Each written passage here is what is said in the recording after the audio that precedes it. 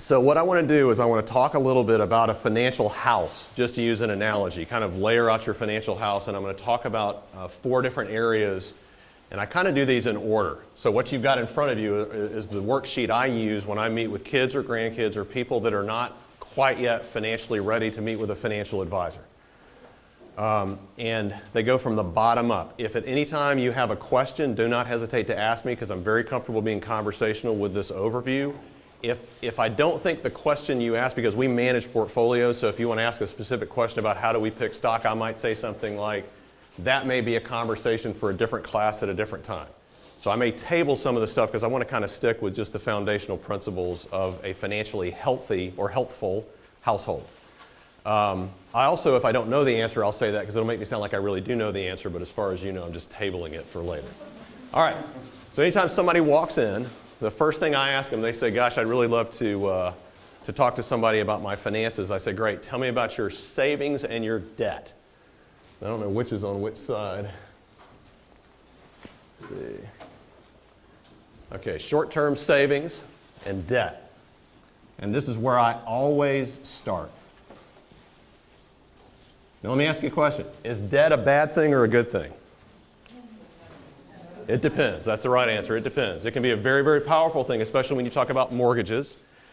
And within certain limits, even student loans to me are investments in the future. So in the business world, we call debt leverage. And we call it leverage purposely because it can help you leverage something up a little faster, like the purchase of a home or like a student loan.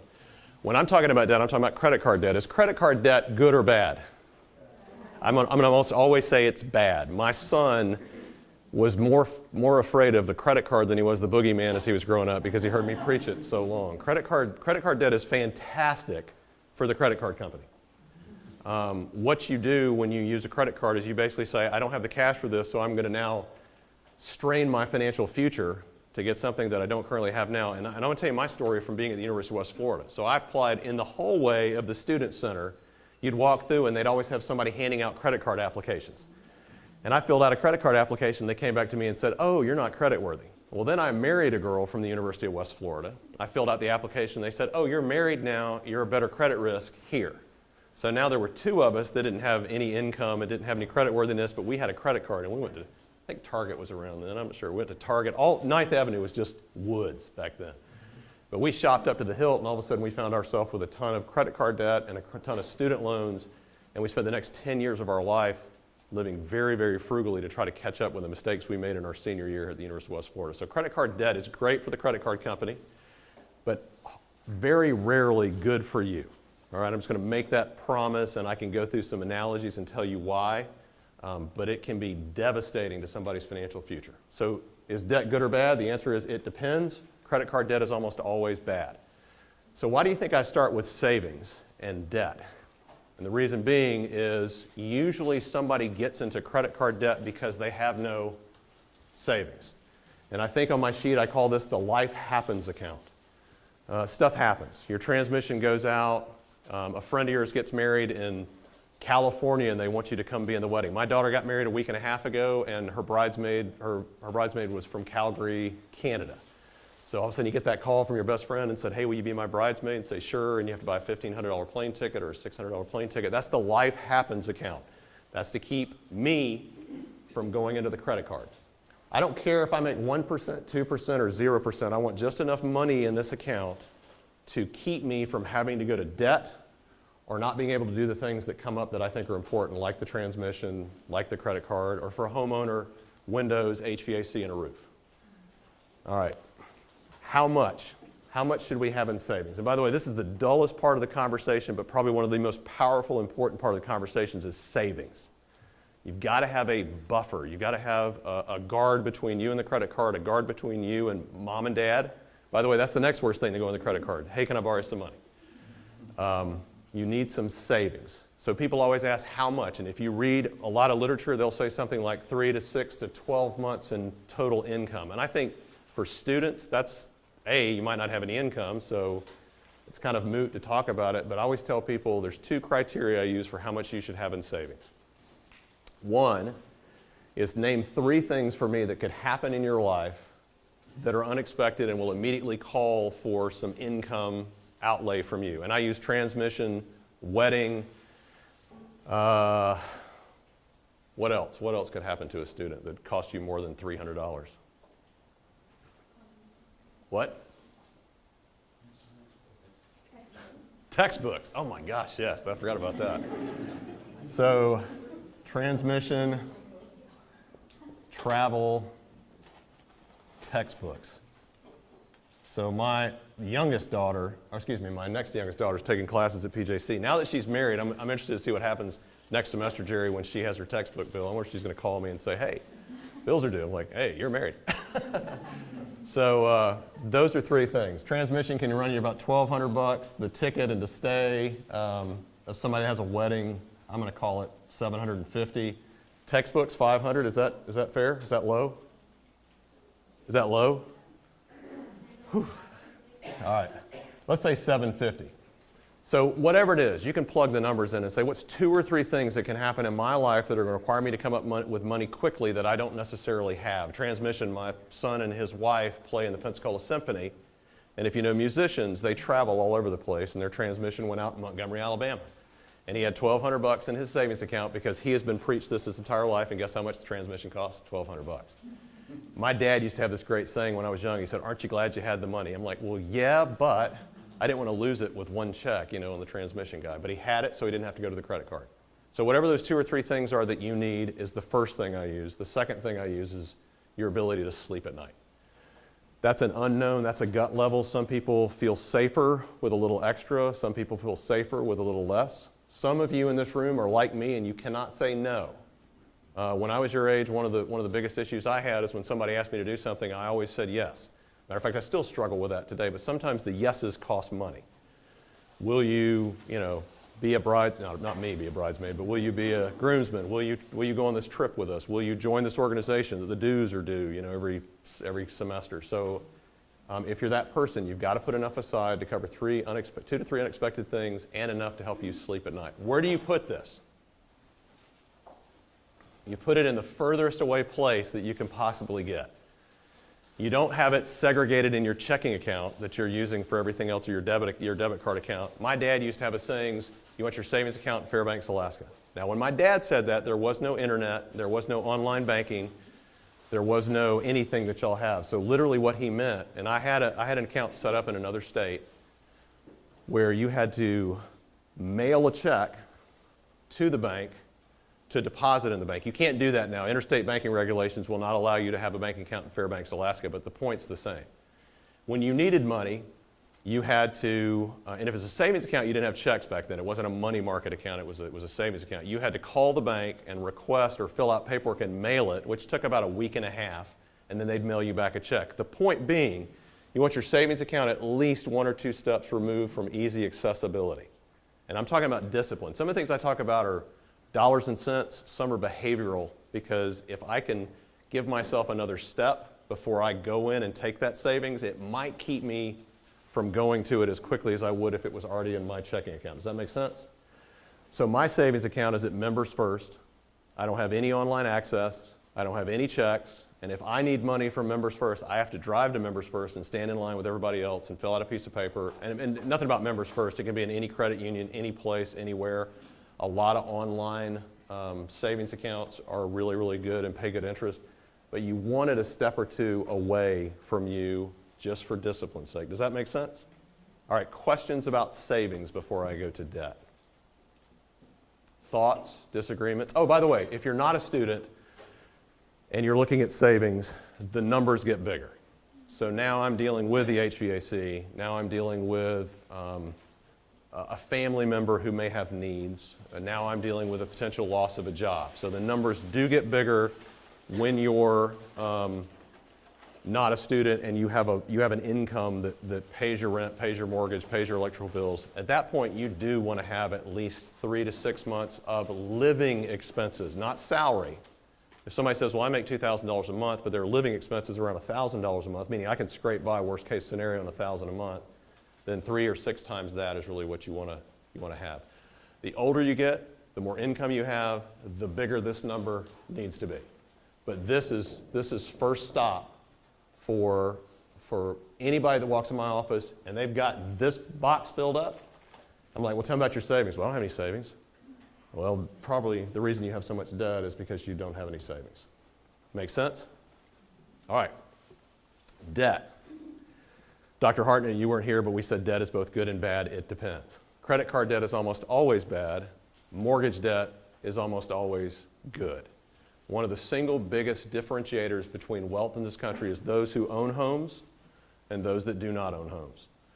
So my son and his wife met with me at one point and said, what's the first thing we need to do? They had the savings box filled up, and I would say, do your best to buy a house. If you know where you're going to live, if you're not in a job that may move you every 2 or 3 years and you think you might stay put for a little while, do your very best to buy a house. And I'll give you a real world example. My son and his wife pay $750 a month to me. By the way, this is my box up here. I'll tell you about that later. This is an investment in my box up here. They pay $750 a month to me on a house that I could get $950 a month on because it's my son and my daughter-in-law. But guess how much my mortgage is on this house? $533. This is one of the biggest problems that most people have. It kills me to see people who graduate college or graduate high school or get a job, and 10 years, 15 years, 20 years later, they're still renting. Because what would you rather pay? Would you rather pay $533 a month? And by the way, that's a 15-year mortgage. That's not a 30-year mortgage. So would you rather pay $533 or $750 or $950? And the answer should almost always be $533. It is rarely a winning proposition to rent versus buying. But most people don't buy. Why? Cost? What? So that's the difference in these two. That's a great point, because the difference between the $533 and the $950 will be your insurance, your termite, and your repair bills. That's the three major things that you have to deal with. And in the state of Florida, Citizens. If anybody's going to work for Citizens, I apologize, but it's a necessary evil in the state of Florida. Citizens is the most expensive insurance policy I carry on these two houses, because that's hurricane, that's wind insurance. All right, so expenses is a real thing, but what's a great backstop to the expenses that you have? Well, equities, okay, I'm going to get that in a second, but savings account, again, now all of a sudden your numbers get bigger. Now it's not the transmission of wedding and textbooks, now it's HVAC, windows, and roof. Those are the three biggest expenses with a house. But that's absolutely right. As soon as the hot water heater blows, you pick up the phone to call the landlord and you go, oh wait, that's me, and you hang up the phone. So there are expenses that you have to deal with. But I would argue that's going to be taken care of with the gap between what you would pay in rent and what you pay on a mortgage. What's the other reason that people don't buy houses? Mobility. What? Mobility. Sometimes, like my son and his wife work in symphonies. They'd always like to work in the San Francisco Symphony or the Chicago Symphony or the Cincinnati, so they're always hoping they get another job. So that's a concern of theirs. What's the biggest single reason why people don't buy houses? Down payment. Down payment. Because most banks are going to require somewhere between 5% to 20% in a down payment. And I will tell you that there are houses in this town. So let's say that you come up with a $100,000 house. That means you've got to come up with $5,000 to $20,000 for a down payment plus closing costs. Closing costs are the banks, the title company, everybody else that's going to charge you for the right to buy this house. But again, if you look at this and say, what if that difference is 30% for the rest of my life? Every time that I have a rent payment, I know I could be paying 30% less in a mortgage if I had had a down payment. So again, savings now becomes transmission, travel, textbook, and a house down payment. Now, I have two different talks. One's on budgeting and one's on the four boxes. In the budgeting talk, we start to look at your life. People are like, there's no way I can save money. I'm barely getting by week to week. And I said, tell me how your day starts. Well, I start at Starbucks. I'm like, all right, stop there. So we go through the day and we try to find $5 to $10 a day or every 2 days that could be used someplace else. And I love Starbucks, but ever since I started this budgeting talk, I rarely go there anymore because there's a lot of wasted money in everybody's day. And when you tear your life apart, you can find $5 here and $10 there and $15 there. And one of the rules of all these talks, there's no easy pill for getting A's. There's no quick fix to losing weight. There's no quick way to be very healthy. It takes time. Everything worthwhile in life takes time. And it's no different than a budget, and it's no different than your financial picture. There's no quick fix. I do know that my kids fill their tax returns out faster than any adult I know. Why? Because my kids still get money back. All the adults I know still owe more money. So even if it's a garage sale or a tax return or something, just to try to get you a little bit of a lift, getting a down payment on a house could be the single most important thing that you do. I've got a couple of books I'm going to give out in just a second. And in one of the books, the author of this, who was a broker with my firm in Southern California years ago and now is just doing nothing but speaking and writing, said that he tells a story of a couple that came into his office and he thought, they're probably not going to be the type of clients that I work with. They probably don't have enough money. He found out they had more money than he thought they had. They had 3 houses, 2 of which they were renting and living on income, and they were retiring at age 55. And the key to their success was they bought a cheap house, they paid it off quicker, and they bought a bigger house and rented the first. Paid it off quicker, rented out the second, bought a third, paid it off, and now they have 3 properties, no debt, a lot of assets because they worked at a company like it was Solutia and Monsanto when I lived here. Some of the wealthiest clients I deal with retired from Solutia, Monsanto, Bell South, and Southern Company because they had one of the single biggest tricks. We're not going to talk about it today, but in the budgeting talk, the single most important thing I can tell you about budgeting is spend less than you make. You can write that down. It's not original, but it's huge. Spend less than you make. All right, so to me, somebody says, what's the first thing I should do? Do you have savings? No, then you should do that first. Do you have debt? Yes. All right, we got to pay this down. Dr. O'Keefe can probably do a lot better job of explaining to you the power of compound interest. It is the most powerful force in the universe. Do y'all know what how many business majors do we have in the room? How many marketing majors? That was my major. I had a finance minor.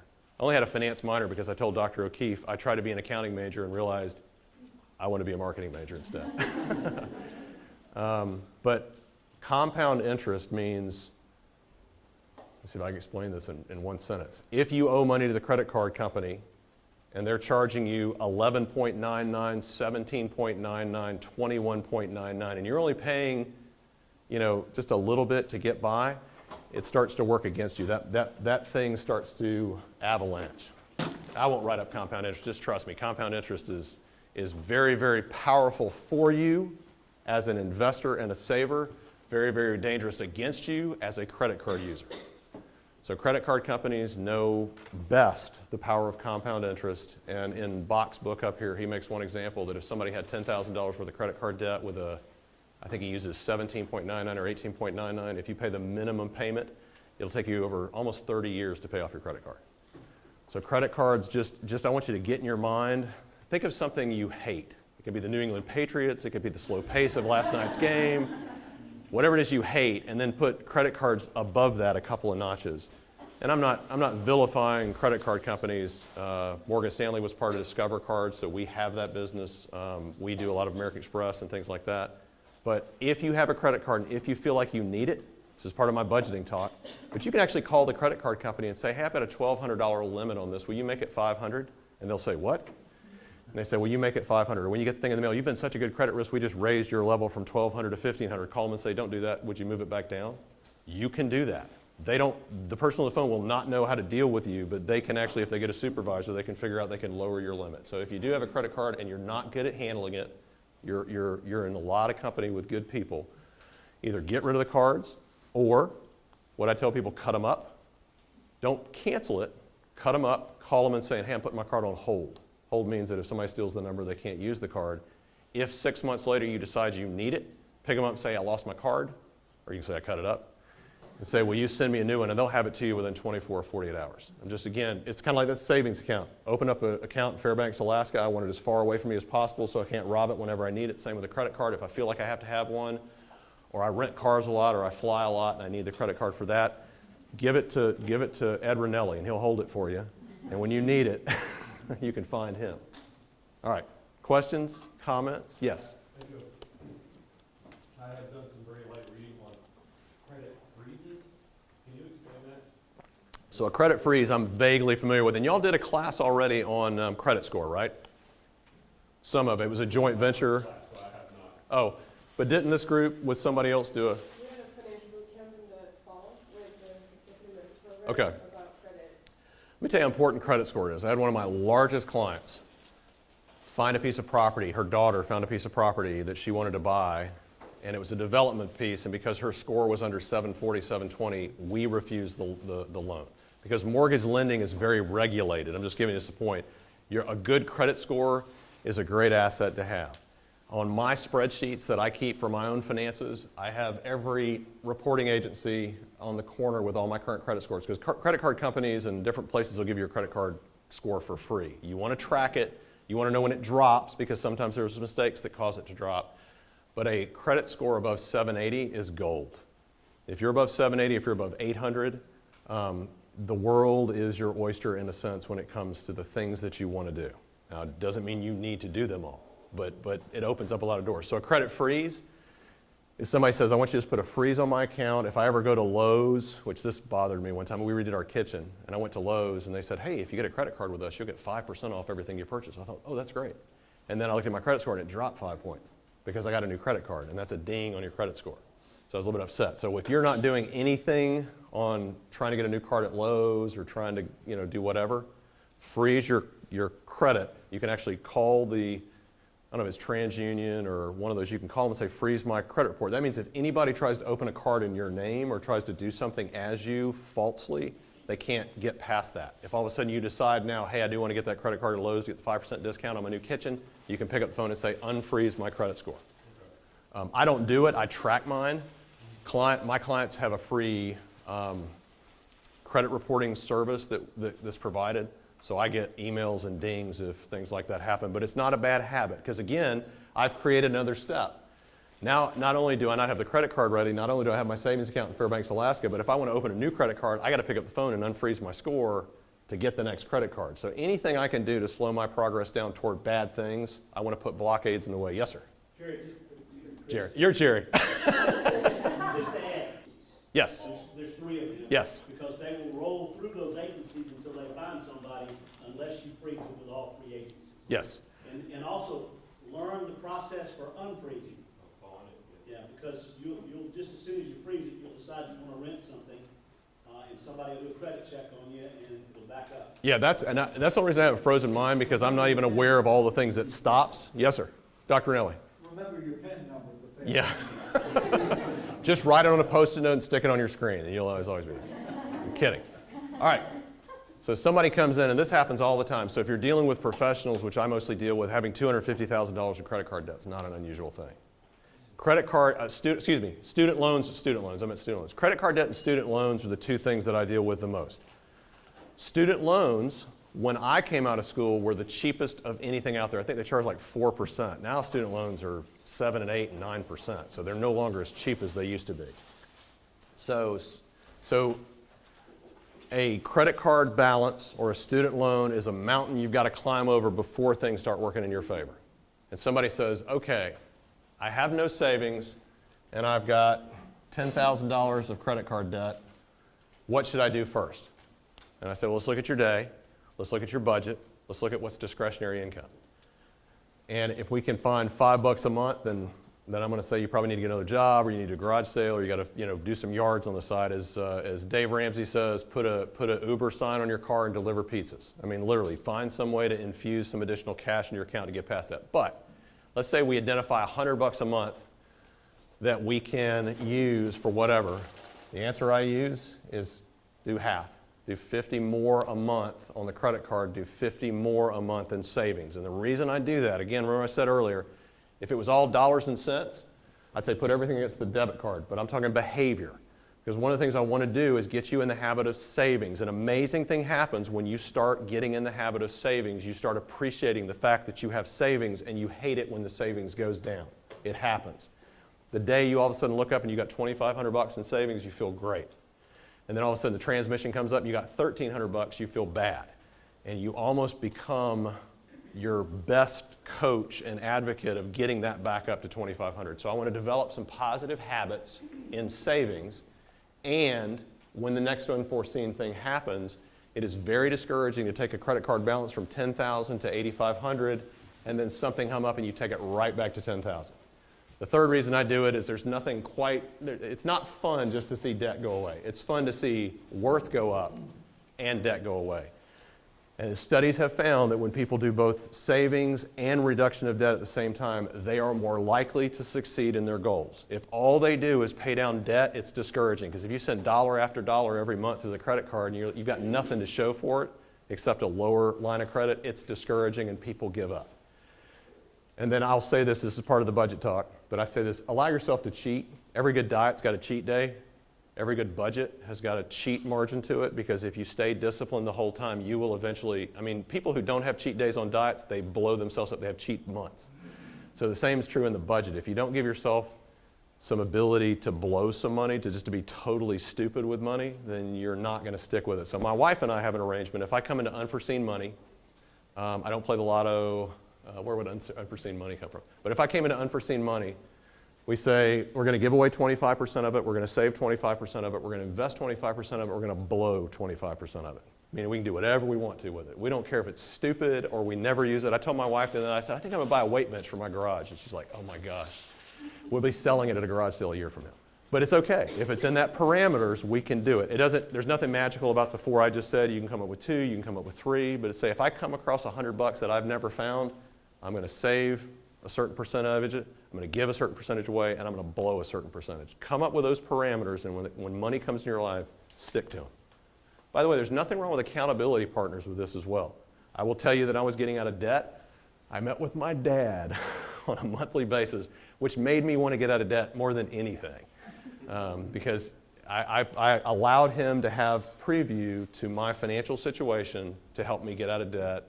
And the sooner I stop having to meet with my dad about my money once a month, the happier. It can be a friend, it can be a teacher, it can be an advisor, it can be somebody in your family. There's nothing wrong with meeting to somebody and say, hey, here's my goals. We do it with everything else in our life.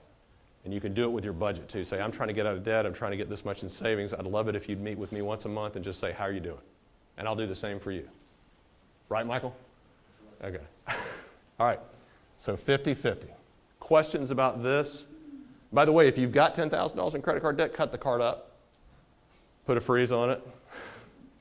I'm telling you, I have so many people that especially, and I deal with a lot of widows and divorcees. And I won't go into the ramifications of all that, but I have a lot of people that come to my office and they have huge amount of debts because of the circumstances that life gave them, not because they were not good credit people. They just had all this stuff thrown on them and they had to survive. And we start building out of it. And I love working with people like that to help them get out of it. But credit cards can be devastating. I cannot overemphasize that enough, how bad they can be for your long-term financial picture. Questions, comments, testimonials? All right. Do you agree? Okay. Now, once I've got these 2 pieces in place, then we start building. This is oxygen and water. Somebody says, I always love it, somebody says, hey, I want to be, who's a very athletic, healthy person today? Because I'm so old, my examples are probably all dead. I want to be Jack LaLanne. No. Tell me somebody healthy that you would look up to, a CrossFit champion or something. Give me a name. Huh? Dwayne Johnson? Yeah, okay. By the way, Fast and Furious 10 is coming out. I saw it at the Super Bowl last night. So if you want to be Dwayne, somebody says to me, I want to be Dwayne Johnson. I was like, do you have a gym membership? No. I was like, well, the first thing you got to do is get a gym membership. And the second thing you do is buy a pair of tennis shoes. So this is the gym membership and the tennis shoes. This is oxygen and water. If I want to build my financial pictures on a steady foundation, the foundation has got to be I've got adequate savings to cover the unforeseen things and my debt is reducing or in control. All right? I don't know what I call it. I think I call it retirement savings on that sheet. And then long-term, investing.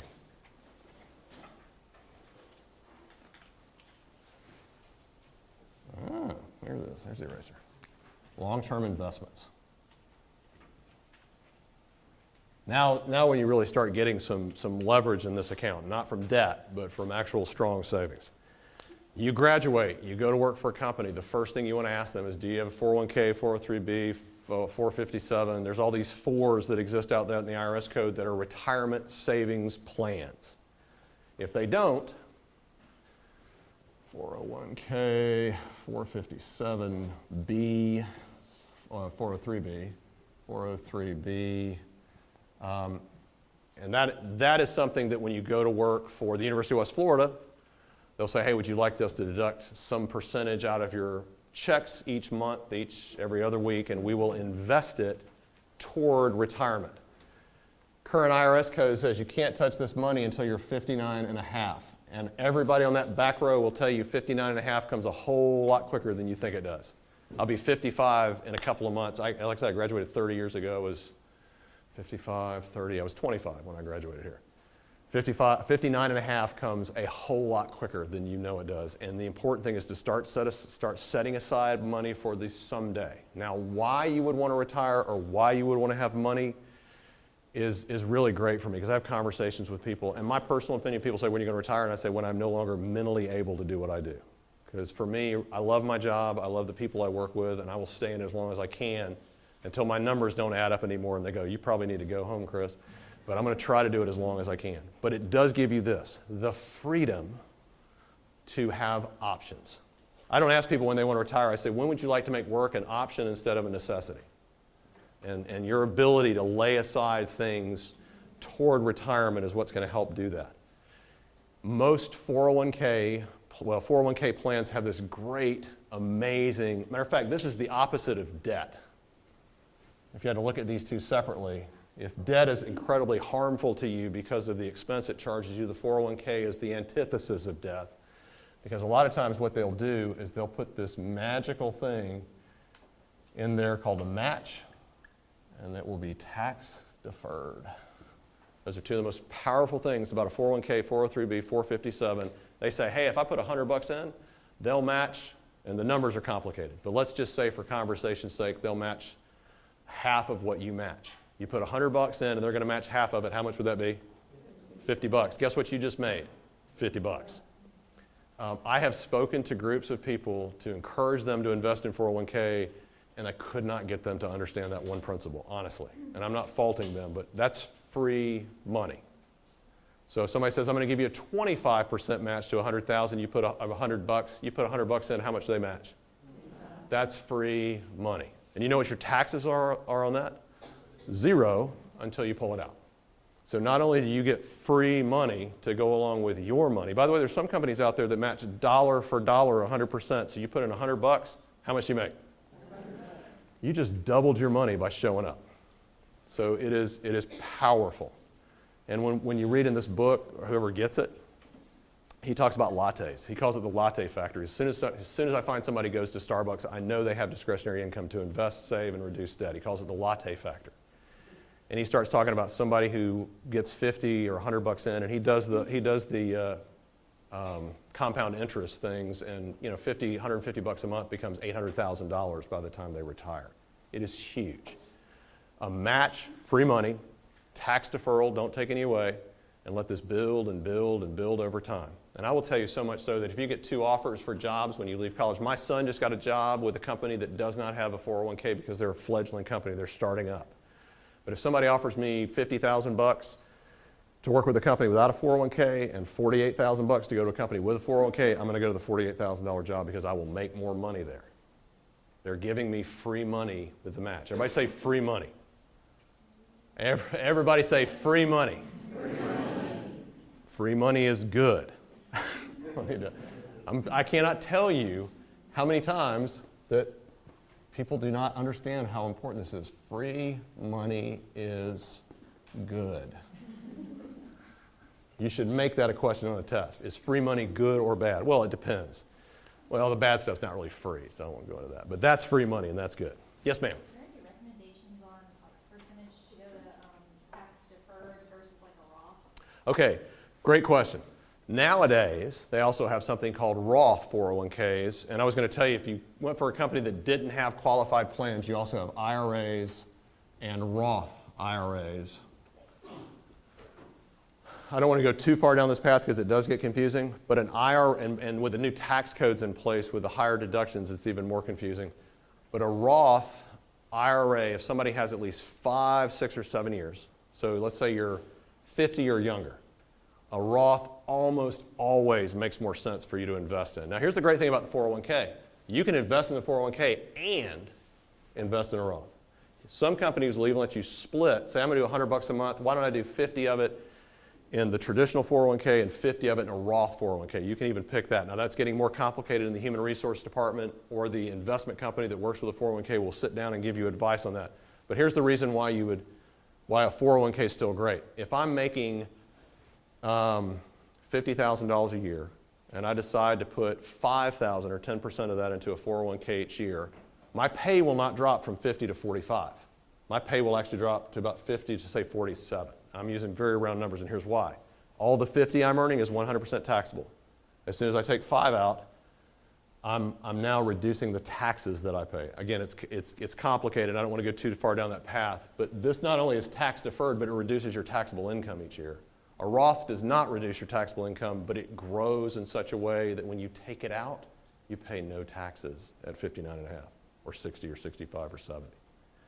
And that's a big deal, because when you're in retirement, that's what we work with mostly people, and they say, I need $100,000 a year. I said, that's great. You got to pull about 132 out to get there. They're like, why? It's like everything you have is taxable. So we've got to cover the taxes. If everything they have was in a Roth and they need 100,000, guess how much we pull out? 100,000. You pay no taxes currently. Now, Mr. Maygarden's a politician. He can tell you things change every year depending on what the politicians want to do, but currently it is a non-taxable distribution. Good question. Roths are great. Traditionals are great. Not investing at all in something toward retirement, not great. Free money, good. Not investing, not great. All right. So again, I've done oxygen and water. I've gotten these two things in place. Now I want to start putting something away for long-term, because long-term gets here quicker than I know it will. It just does. I'm just telling you. All right. Questions? I lost my water. Oh. Questions? Comments? Thoughts? Concerns? Confusion? Y'all just so confused you don't know how to ask, you don't know what question to ask right now. All you need to remember is, yes? If you're paying off debt and it's in control, are you then saying to put extra money into the, like, all kinds of IRA Roth, or are you paying all your debt off first? Great question. Her question is, debt's not gone, but debt's in control. Am I supposed to then jump up to a 401k and IRA? And I'm going to say yes again for a portion. Because what I'm really looking to when I'm talking to people who have not gotten their financial house in order is habits. Habits are incredibly powerful things. And when my wife and I finally started digging ourselves out of debt, we made some decisions to invest in some of these. We didn't know they were top blocks. I hadn't created this picture yet. But we said, wow, we can only do 1%. Oh my gosh, my picture's on the board out there. I look terrible. I don't even want to see that anymore. So they say I can only do 1%. And 1%, if you do the math, is not really going to generate that much wealth, but you've now gotten in the habit of doing it, and you realize after 2 paychecks, you don't even know it's gone. And so what I would encourage people to do, and what my wife and I did, is about once every 3 to 6 months, we sat down and said, hey, we did 1, can we do 2? Hey, we've done 2, can we do 3? And every time you get a raise, you get a tax return, you get a bonus, or some inflow of cash, you stop and say, okay, I've been given a gift. How do I want to do it in my financial house? Do I want to, pay off a little more debt? Do I want to invest a little bit more? Do I want to save a little bit more? But I would say if you really feel like that you're getting debt down, and you can see, now if you're still like 10 years away from getting your debt paid off, that's one thing. But if you're starting to see, hey, next 2.5 years, I think this debt's going to be gone. I've got a 401k that they're going to match free money, then I'm going to do what I can. I'm going to do 1 or 2% so I can develop the habit of starting to invest. And the great thing about habits are more powerful than the lotto. Small habits, small steps, go in the right direction. So I would say do a little bit to get started. Other questions?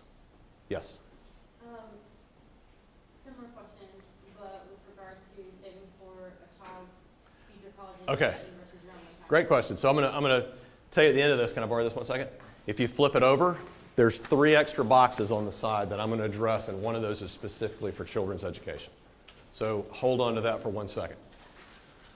All right, water and oxygen, I've got my debt under control, or 0. I've got my savings up, and I found my target, and I'm kind of happy with it. Now I'm putting something into some kind of 401k, 403b, 457, traditional IRA, Roth IRA, and that's confusing. That's a conversation you'll have later in life with somebody who's going to help you with that.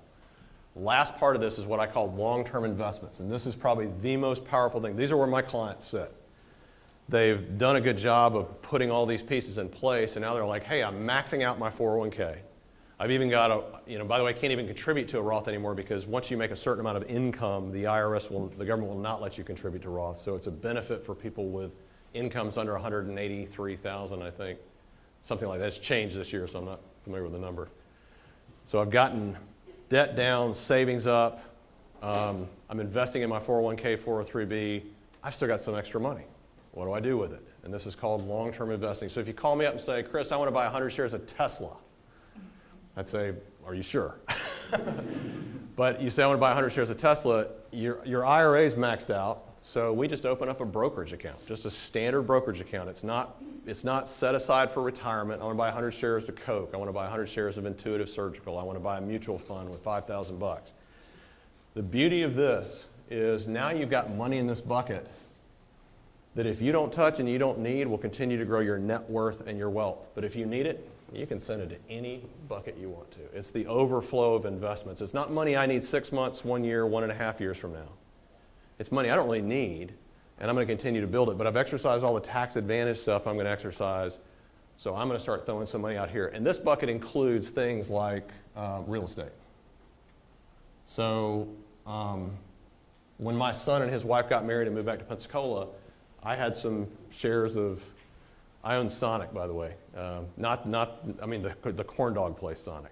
I just went there so many times I figured out I might as well just buy the stock. Sonic went up 61% this last year because they were bought by Arby's.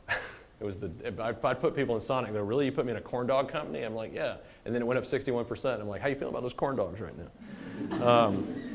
But I might have 100 shares of 3 or 4 different stocks in there, and all of a sudden my kids come back in town, and I went with them to look at rentals. Now, when I was a student here in the University of West Florida, rentals were a whole lot lower than they are today. And we knew their price range, and we knew what they're looking for, and we walked into 2 or 3 places, and I started doing the math in my head, because I had a lot of clients that invested in real estate, and I said, I could do this and charge them what they can afford, and I'd make money out of it. So I took the stocks out of this, and I made the down payment on a house. So that's what I'm talking about. If you start putting money here and your daughter gets married, or you want to buy a house, they're about the same. Or an opportunity comes up, or you want to take a trip, or whatever. As soon as it's in this bucket, you can do with it whatever you want to. You're now in a place where you're not restricting it because you're in debt. You're not saving it for the unforeseen. You're not putting it away for someday, 59 and a half or later. This is now excess money that I want to put aside. Rule of thumb. Somebody calls me up and says, hey, I got a tax bill due April of 2020. I want to invest the money for the next 12, 13 months. What stock do you recommend? And I say, none. Because if your time horizon's 1 or 2 or 3 years out, really if your time horizon's less than 5 years and you have to have that money there, a stock market is a long-term investment game. Anything can happen to the stock market in the course of 2 to 3 to 4 years. But again, I might be buying 100 shares of Coke because I don't need the money. I don't see anything happening in the future. And heaven forbid, if I need it 2 years from now, I just sell the Coke and use the money. So you can do all kinds of stuff once you've hit this 4th bucket. And that's where really, when somebody's investing in this 4th bucket, everything's working. Everything's working on all cylinders. That's the goal for me, is I want to get you into the 4th bucket. But before we do it, got to make sure your debt's in control, you've got savings. I want to make sure you're maxing out your 401k. And then you have excess funds, let's start putting into something. It could be CD. I mean, it doesn't have to be stocks. It can be dull. But it's excess money that I don't need, save for someday. All right. Questions, comments, confusions, disagreements? Yes? In the deck section. Okay. Okay. You talk about credit card and student loans, but what about car payments and mortgages? Okay, so great. So mortgages to me are the best way to use that bucket. Excuse me. By the way, everybody familiar with bankrate.com? If you've never been on it, put it down. It's to me one of the best sites for calculators. There's calculators of what if I do this in my 401k and I get a 7% return? What if my boss gives me a 50% match? What if I pay down my debt this quick? What if I do this with my mortgage? One of the things you'll learn is on the mortgage side. One when you do the calculator and you realize after 30 years how much you pay in interest versus how much you pay in principal, it will make your teeth drop. But again, it's instead of just giving your money to somebody else and getting nothing for it. So one of the things that we started doing when we first got to this place where we're trying to fill these buckets up, again, and I didn't know these buckets existed, they were just in my head, is I went on and I read something, and I was amazed. I've been on Pinterest. I'm not a Pinterest user. Pinterest has so much stuff about debt and refinancing. It's amazing. There's tons of good stuff and bad stuff out there. But one of the things you'll see is what's called a biweekly payment. And I'm going to get to your question about cars, don't let me forget. But a biweekly payment says instead of paying my mortgage each month, I'm going to get ahead a little bit, and I'm going to start paying my mortgage every 2 weeks. Well, if there's 12 months in a year, there's not 24 biweekly periods, there's 26. So when you pay biweekly, you make one extra payment a year, and because you're always paying 2 weeks early, it reduces your mortgage from 30 to just under 23 years. You take 7 years off your mortgage by throwing one extra payment in and making it a biweekly payment. Anything, and this is really a discouraging thing, so anytime we have extra money and say, let's throw it toward the mortgage, and it just kind of, it's like throwing a pebble in the ocean. you know you did some good, but you really can't tell until you get closer to the end of your mortgage and you start seeing that mortgage just rapidly start to go away.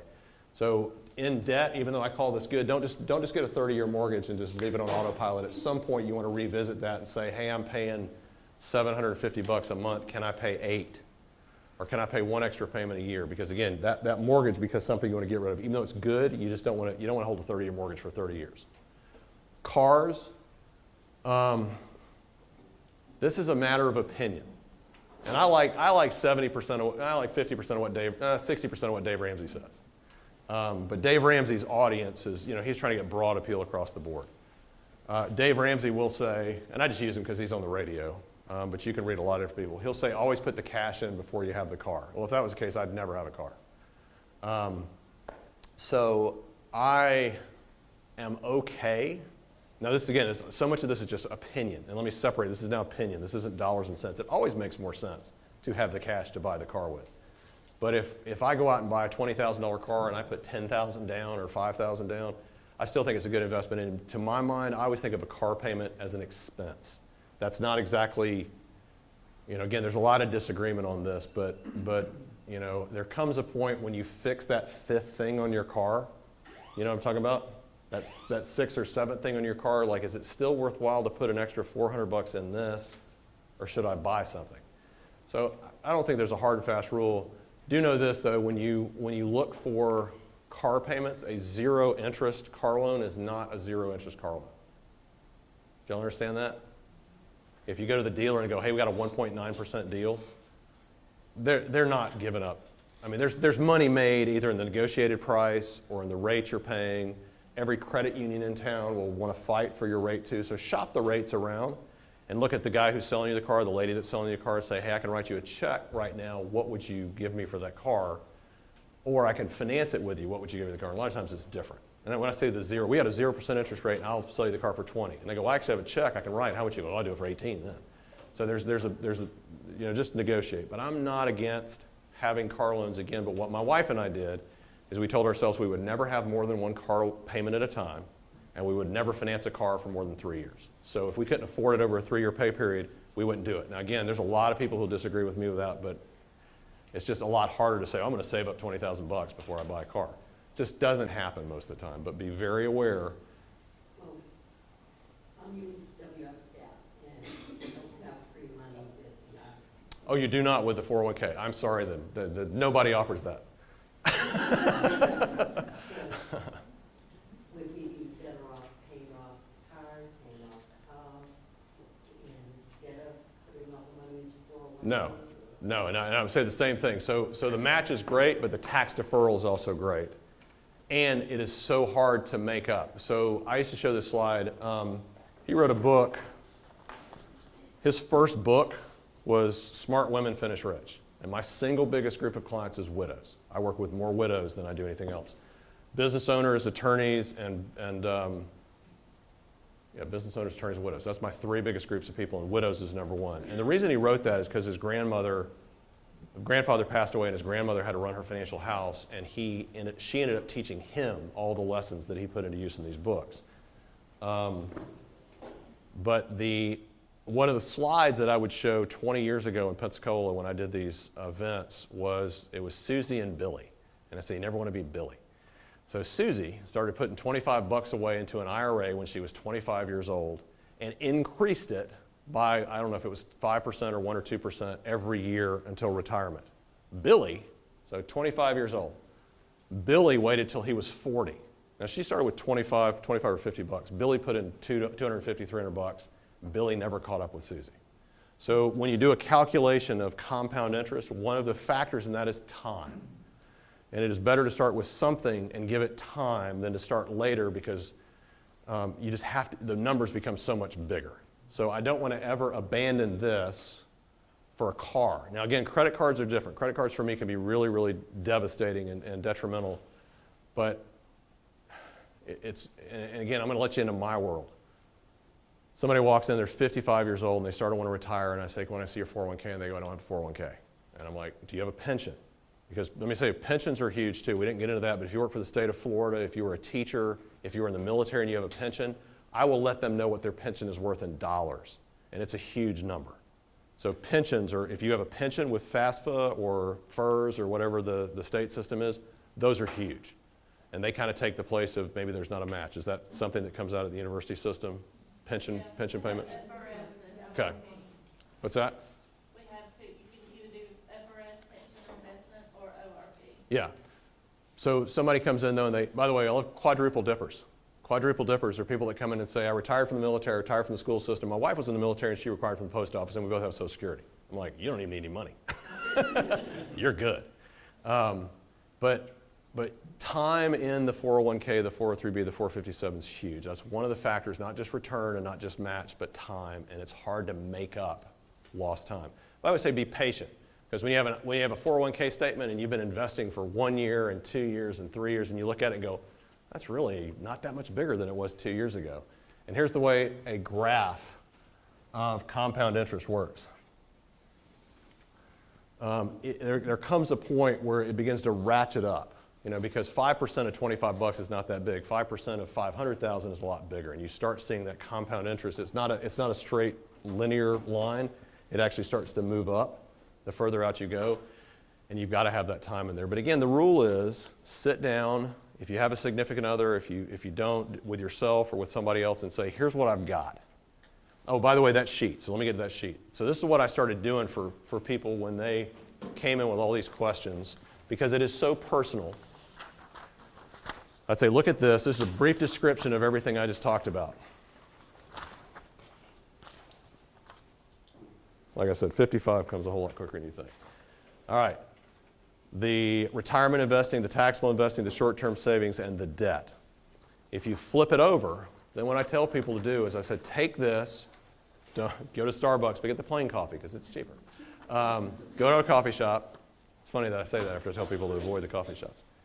And write down what you have in each one of those 4 boxes. Right now I've got $10,000 worth of debt. I got $500 in savings. I have no retirement plan, and I have no long-term savings plan. And then set goals for yourself. One of the most powerful things I learned when I was at the University of West Florida is the process of goal setting. I'm a huge goal setter, to the detriment sometimes of my own life, but I love to set goals. I love to plan.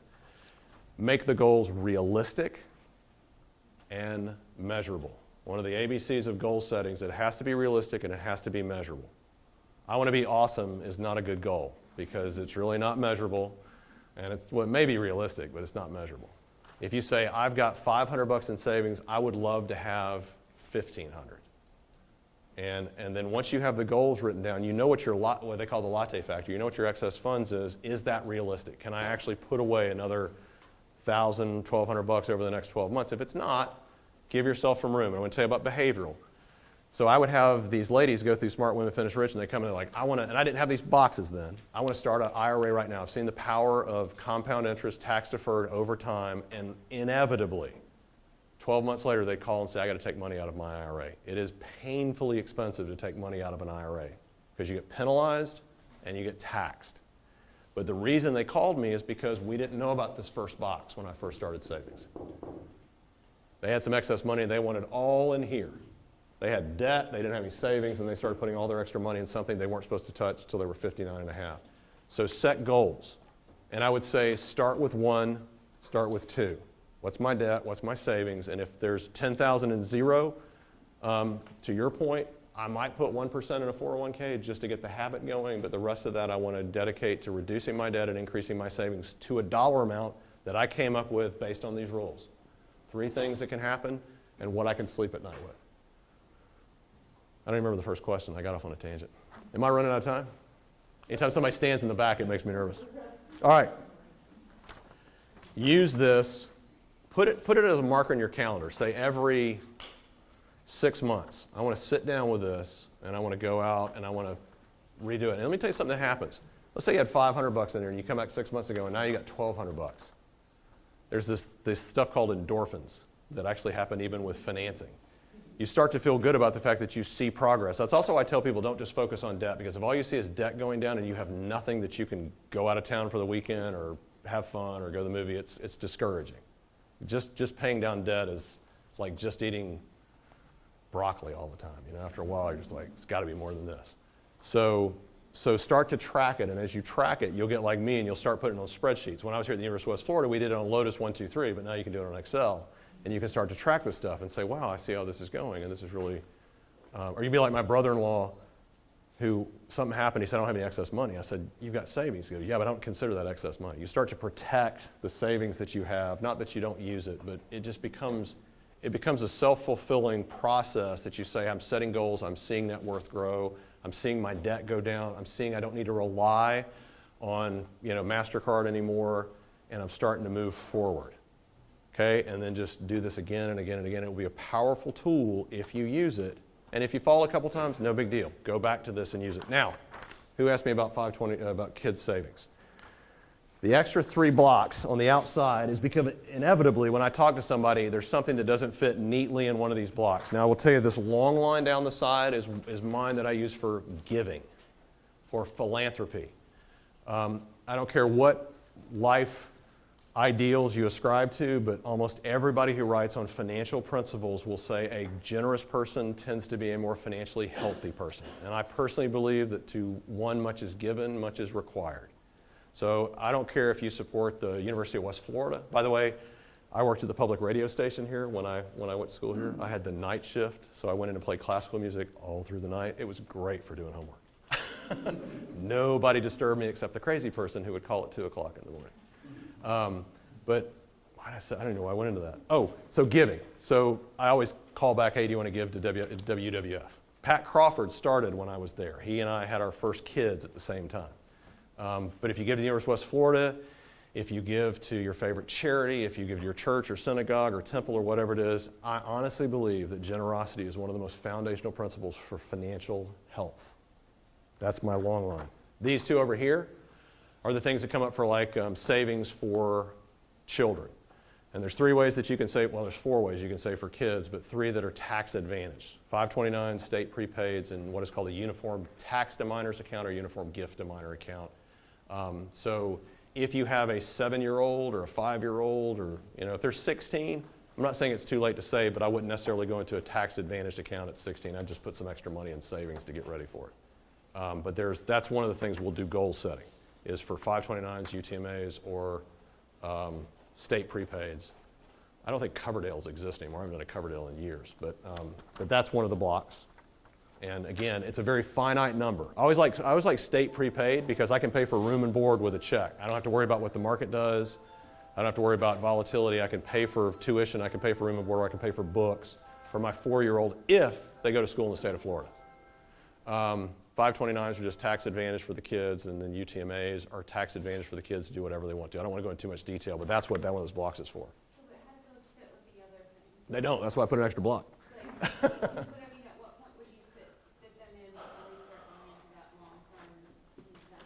Or would you just do it regardless? It is so, okay, so the question was, where does it fit in the order? And again, there's no science to this. It's really more preference and opinions. It has to do with people's income. So I'm sitting with a couple. It's so varied. That's why I use empty boxes, because one person's desire to reduce debt. There's people, by the way, that cannot stand debt. absolutely are just their whole system is they can't sleep at night because they don't have debt. We're going to work on debt for that person first. There's one person that has 4 kids and they make $35,000 a year. We better start working on the 529s, you know. So what's the state of Florida free college thing? Bright Futures. Yeah, we'll start to make sure we understand all the parameters of Bright Futures. There's a lot of stuff you can do. And by the way, as a graduate of the University of West Florida, I always had this opinion I needed to go to some bigger and better place. And there's been nothing in my life. Now, I didn't become a portfolio manager with Goldman Sachs when I graduated, so I didn't need an MBA from Chicago, but there's nothing in my life that stood in the way of me doing the things that I wanted to do. So when my son went to Indiana, he went on a full scholarship. When my daughter went to Belhaven, she went on a partial scholarship. And my third child was the one who's like, I really don't care what I do. I don't have any desire to go to school, so she's at PSC, and I'm loving it. So part of that is, and let me tell you, no, I have people that come in and go, I want my son or daughter to go to, and all I hear is ching. And I pull it up and I say, by the time they get there, it's going to be $125,000 a year. Are you ready to pay that? And some people will make all the sacrifices in the world because they want their son or daughter to go to William & Mary, or they want them to go to Cornell, or they want them to go to, you name it. And that's part of it. So I'm not going to tell somebody not to send their kid to Cornell. I'm just going to say, you need to start getting ready for that now. You need to get an extra job. Or you need to be comfortable with the debt that you're going to have after that. So everybody's going to be different. And I personally have found in my own life that most colleges are paid for partly by savings, partly by cash flow, and partly by student loan. And that's okay. What I don't like to see is when I have people come out and they have $250,000 of student loans, which happens a lot. And again, there's a direct ratio between what you're doing when you graduate and your student loan. If I'm going to be a greenskeeper with Pate and Company and I got $400,000 in student loan, probably don't have the right match. If I'm going to be a neurosurgeon and I got $350,000 in student loans, probably a good match. See what I'm saying? I want the income that I expect to make in graduation to be commensurate with the amount of loans that I took out. So there's no quick answer for that, but it's personal to every person. And by the way, the fourth block, or the last block down here, is for the one thing that I don't think about that one person comes in and says, I really want to. I had a client come in, he said he wanted to endow the Boy Scouts of America. It was one of the most important things of his life, and he wanted to start putting money away. So the one thing I don't think about is always that last block. Well, let's talk about how much you want to give. Let's talk about how to do it. And so I just have an extra block down there to cover it. But that one is for students and for college savings. Goal setting, very, very important. If Dr. Hartnett doesn't do something on goal setting, she is the goal setting guru. If you've don't know that, you've not been in her office. So you can talk to her about it, but that's really, really important to put some of this stuff together. Good question, though. Other questions? Yes? I'm wondering about, like, if you're thinking of buying a home, when would you say, like, or, because I know you said it really depends on each person and where they're at and all of that, but are there any basics that you would say definitely don't do it or? Well, if you're sitting on 100, if you've got a huge amount of debt, I would say wait. And a huge amount of debt is based on your income. If you got $10,000 worth of debt and you're making $100,000 a year, that's not a huge amount of debt. If you have $10,000 in debt and you're making $25,000 a year, that's a bigger issue for you. But I always tell people I want them to look at starting to buy a house as soon as they possibly can. I don't care if interest rates are 8. When I was in banking, so 25 of the last 27 years of my life have been spent in either commercial banking or in investments. When I was in banking, I would tell people if you can get a mortgage under 8.5, you got a good thing. Now that was a lot of years ago. But the people that got mortgages at 8.5, they built their wealth. They didn't pay rent. They saw equity start to build. I don't care what the interest rates are. Rents and interest rates and mortgages tend to kind of flow together. Meaning if mortgage is really expensive, rents are going to be more expensive. If mortgage is really cheap, then rents can be cheaper. And it almost always, the vast majority of the time makes more sense to be an owner than it does to be a rentor. And when you look at some of the numbers, what's the average net worth of the person that owns a house versus a person that doesn't own a house? It's something like $150,000 to $20,000. And that's not because it's not just the mortgage, it's just the habits that you get into. So as soon as possible, get on bankrate.com, start shopping around, look at banks that require small down put, 5%, 10%. There used to be before 2008, you didn't need anything to put down. That's a bad time. They were called ninja loans, no job, no income, no assets, and you could get a house. So those weren't good, but 5-10% down, you got net worth day one. You got 5% of the house value that I now have as part of, I'd probably be up in this bucket. And somebody else said HELOC, or somebody said, we were talking about what do you do? Home equity lines of credit, or HELOC. Say I've got equity in my home, I can pull that and use it. You can. I would probably say they're still a little bit better than debt, but it's still debt. So I don't want to go to the value of my home and reduce my net worth by pulling equity out of my home in the form of a line of credit unless I absolutely have to. By the way, illness is one of those things too where I've had people sit in my office and because of an illness, their debt has just gone through the roof. Again, this stuff just doesn't happen because of not paying attention. It happens because life throws curves at you. And there's nothing more heartbreaking to see somebody who's divorced or gone through an illness and they're sitting on $100,000 worth of debt, and we got to figure out how to help them work out of it. So it's just not always not paying attention. It's life. Life happens. So, but if you can pursue buying a house as soon as you possibly can, I always. Somebody comes to me and say, hey, I got some money to give you, or I could buy a house. I'm like, go buy a house. Do that before you talk to me. Good question. Yes, ma'am. Of the 4 blocks, the one I know the least about is the long-term investment. Yep. And I certainly don't have $1 million. So what resources would you suggest for somebody starting to look at long-term? All right. So I'm a simple guy. If it's not going to be simple, I'm not going to be able to do it. So I'm going to give these 2 books away. Are you married or not married? Married. Okay, I'm going to give you the couples one. I don't need one. Oh, so if you don't know this, most marriages have one person with the financial gene and one person, with the anti-financial gene.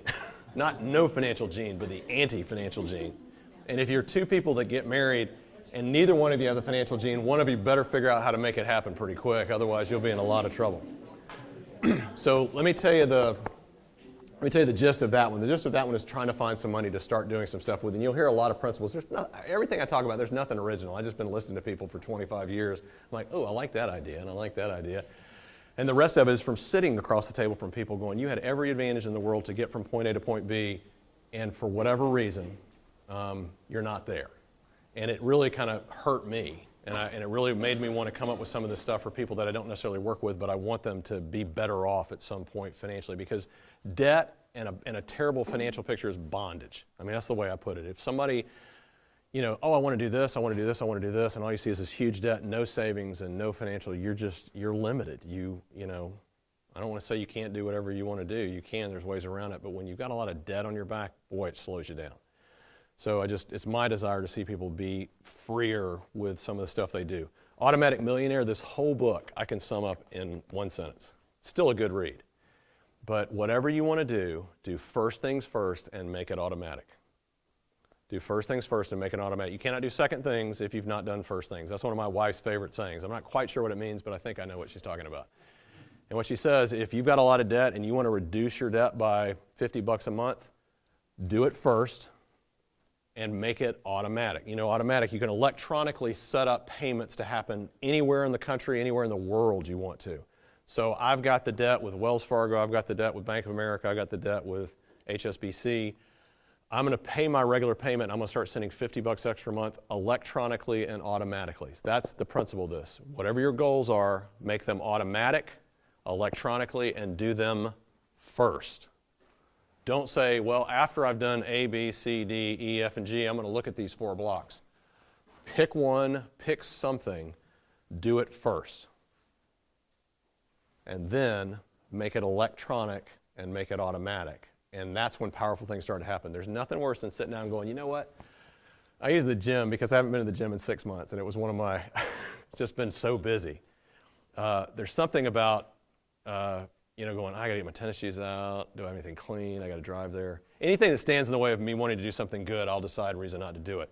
Same thing with this. If you do all the other payments first and then you say, I want to save some after that, or I want to give some after that, or I want to do whatever, more often than not, it will not happen.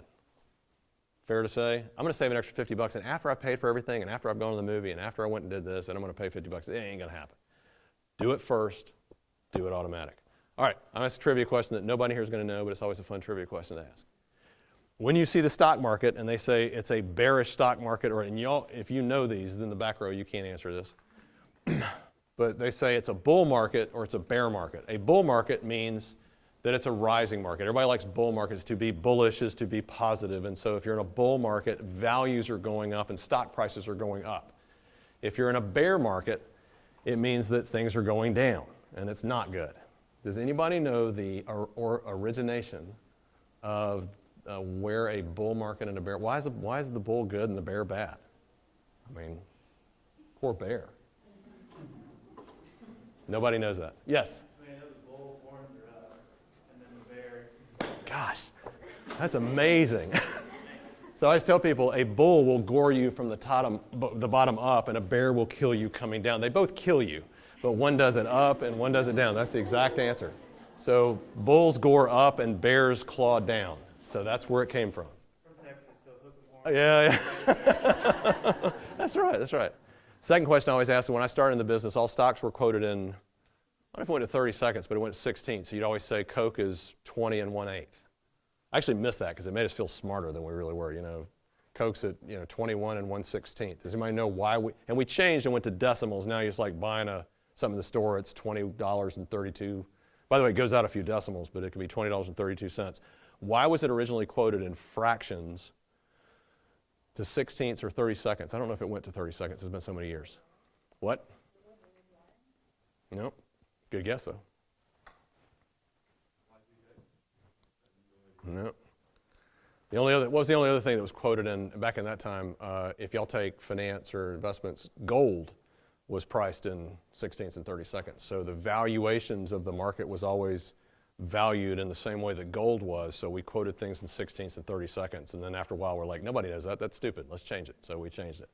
So let me see if I can ask a trivia question about debt. Oh, what did I say a little earlier? What's the level you want to be above on your credit score? 780. 780 means the world's your oyster. Everything opens up to you. If you get above 800, you're in a very small group of people. And you're in that group not because you can go out and borrow money, which you could, but it's because you probably haven't borrowed money that well. One of the things that happens if you're living in an apartment and you pay utility bills, the best way you have to start building your credit is do not be late on your utility bill, because the utility company can report that and can make your debt hurt. I'm just doing random trivia now. So I'm going to stop there. Yes, sir. In fact, there's one of the things that we see in counseling, financial counseling, is people start feeling the need to do these other boxes, and they somewhat abandon your debt. Yes. Stop paying. Yes. Never do that. Even if you send $1, $2, $3, it's more important to stay alive than it is to abandon your debt. Once you abandon it, you're done. All right. Great point, because here's what I'm going to say. 2 points about that. Does blur have one R or two? I'm a math guy. One R? Blur? Nobody knows. So there's this thing called debt blur. And debt blur is when you sit down with somebody and say, how much is your debt and what do you pay each month? And they go, I have no idea. That's debt blur. You never want to be in debt blur. You want to know exactly what your debt is, exactly what you're paying each month, because you can't fill out the blocks if you don't know where you're starting from. Debt blur is bad. Debt blur means I have no idea. That's just a bad place to be. Second thing is if you get behind debt and the phone rings, answer it. Believe it or not, a debt collector wants to get that debt off the books. They do not want to put you in jail, and they do not want to put you on Facebook as being a bad credit risk. They want to help you. And if you avoid those calls, you're just perpetuating the cycle down. So again, I'm going to give you my personal story because I'm so many years beyond this. When I left the University of West Florida, I had 5 student loans. None of them by themselves were that big. Putting in aggregate, they were. And they were all from the same organization. And so I got my first job, went up to Tupelo, Mississippi, and then left there and was in Birmingham. And I can remember being on the phone with the student loan people and saying, I cannot pay this in aggregate. I said, but you're all the same loan. Can't we just work out? And they said, Mr. Kelly, we do not work out debt repayment plans. You're either in or you're foreclosed against. I said, well, I can pay some of it. And I called them. I can pay some of it, but I can't pay all of it. And they charged off all my loans. They turned it off to a credit agency. I said, hey, I've got 5 loans. Here's what I'm paying. They're like, great. And I paid off 100% of all my student loans within a few years after that. Now I understand they will consolidate. But back in 1988, they would not consolidate. But had I avoided the phone, which is really easy to do, you don't want to talk to a debt collector. It's not fun, but get on the phone with them. They want this worked out as much as you do because it's their money that you owe them, and they would rather get something than nothing. So great point. See, I made all the mistakes, so I'm smarter than the average guy out there because I did everything wrong, and I learned firsthand why it's wrong, and that's made me a little bit better for it in the long run. I'm not advising you go down the same path, just learn from other people's mistakes. Other questions? What's the first two things you need to look at? Savings and debt. Third thing, retirement. After all those pieces are in place, and if you've want to do college savings stuff, that's great. The fourth place you need to look when you know that everything's rocking on all cylinders is long-term investing. Chris Kelly has done a fantastic job. Give him a big hand. Thank you very much. Thank you very much. Oh, I got a gift. Oh, it's a credit card.